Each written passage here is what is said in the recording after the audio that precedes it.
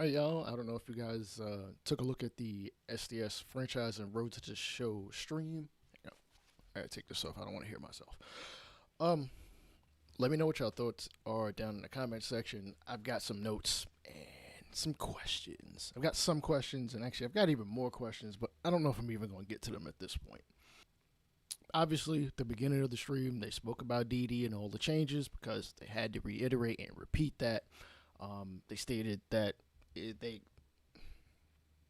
they had some internal testing of franchise amongst themselves. I'm just gonna call cap because I'm not exactly sure to what extent they have even bothered to talk to the community or what community they are referring to. I'm not specifically talking about just myself. I'm talking about a lot of other people. If you're one of these people that have gotten a survey, because I don't remember ever receiving a survey. I am a part of the scouting report, and I do get the emails, but they're just for packs of cards and stuff like that, and to show streams of new content, which I don't care about Diamond Dynasty, so it doesn't matter to me. But I will say a big plus is Road to the Show has finally separated from Diamond Dynasty after 3 years now. There is no cap in Diamond Dynasty, which again a lot of people might not care about, especially if you're listening to this podcast. I found it very funny that they stated every part of our game deserves love. I agree, but I feel like franchise is literally the kid in the basement that you gotta feed and you gotta legally take care of them, and you don't really give that much of a damn because they're not the star athlete or star whatever in the family. So you kind of just like, yeah, okay, whatever. Basically, with it, we are the middle children of Sony San Diego. I do like the idea of custom game entry. It sounds like it's replacing critical situations.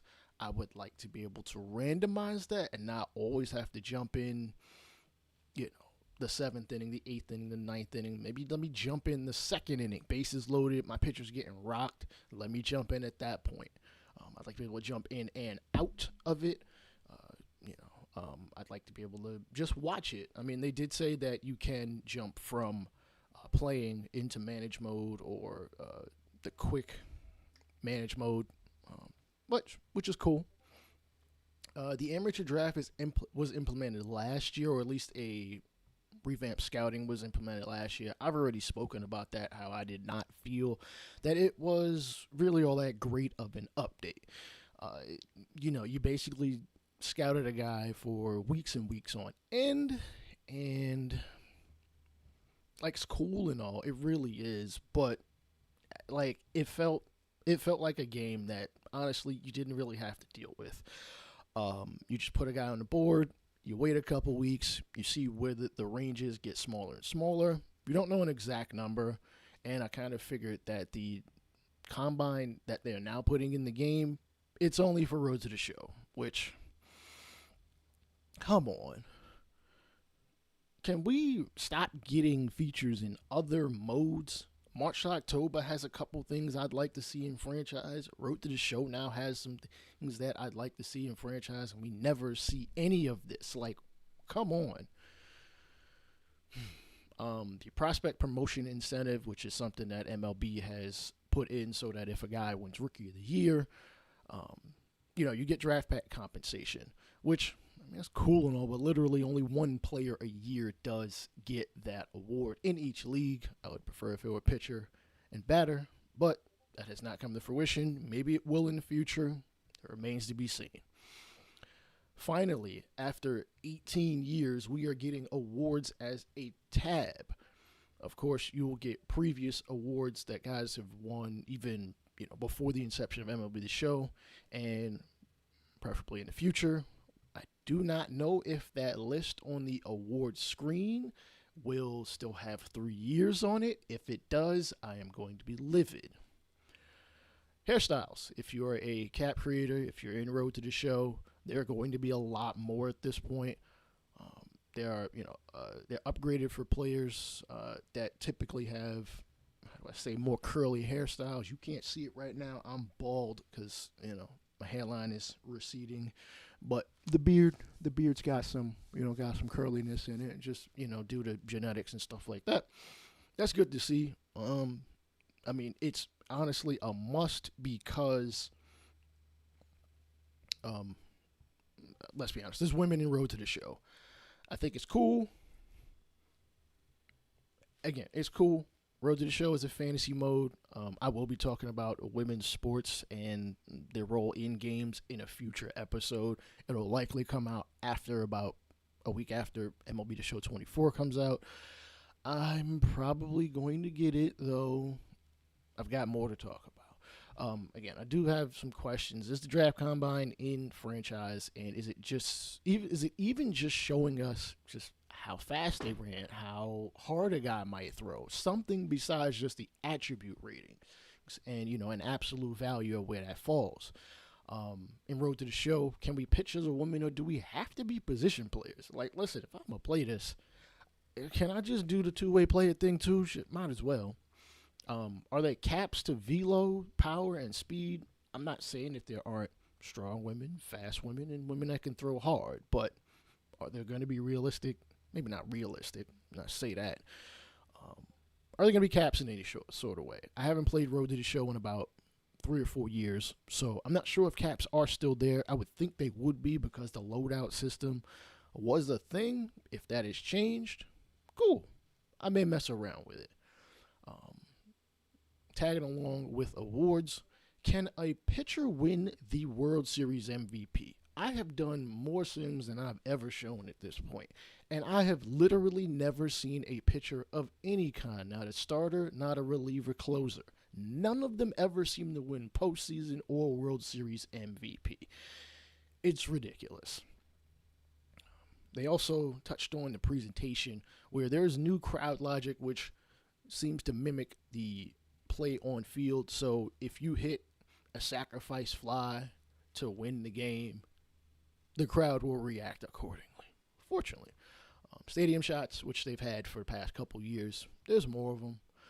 The fan crowd logic changes as the team changes. So if you trade Mike Trout or whoever, and there was a sign designated to them, that will change out for a different player. Maybe just a completely different sign. There are more presentation themes. There used to be 3. I think we were down to 2 last year. And now we'll have one for the majors, one for regional, minors, and era-specific ones, especially in storylines, whether it's the Negro League players and or Derek Jeter. There is a separate MLB announcer, which doesn't mean that Boogs and Stapleton are gone. It sounds like they're still in the game, which again is a good thing. Again, I have more questions. Probably some of the same questions I've asked on the podcast. Some of the questions I have asked throughout the years. Listen, Shohei Ohtani is going to be the best player in the game, or shit, if he's not, that's a problem. But because there are, I also failed to mention, you can now load rosters with injuries, which is great. It's a step towards like start now, like they've had in NBA 2K, where you can start a roster or start a franchise at any point in time. This is a start because, as you know, in some of the previous franchises I've done on this channel, I tend to injure people. I injure them intentionally because, well, the rosters never line up, and you never end up with a roster where they're realistically injured guys. Now, that could be a little dicey because some guys don't have a definitive timetable as to when they'll return. It'll probably be an estimate. I'm hoping those injuries do carry over into next seasons. So if somebody gets hurt on the last game of the regular season and not making the postseason, the beginning of the offseason, he better not be healthy if it's like an ACL tear.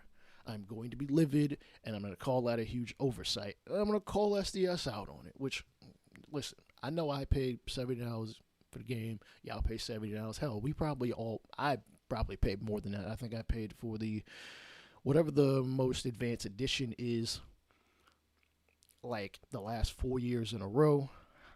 Whether I do that this year, I probably will. Let's be honest. We'll see. But yeah, if Ohtani is hurt and cannot pitch in 24, but is healthy for 25, if I just sim a season, is he just going to continue to be an outfielder, a position he really hasn't played in 7 years, or is he going to be a pitcher and the DH? Like that's important to me.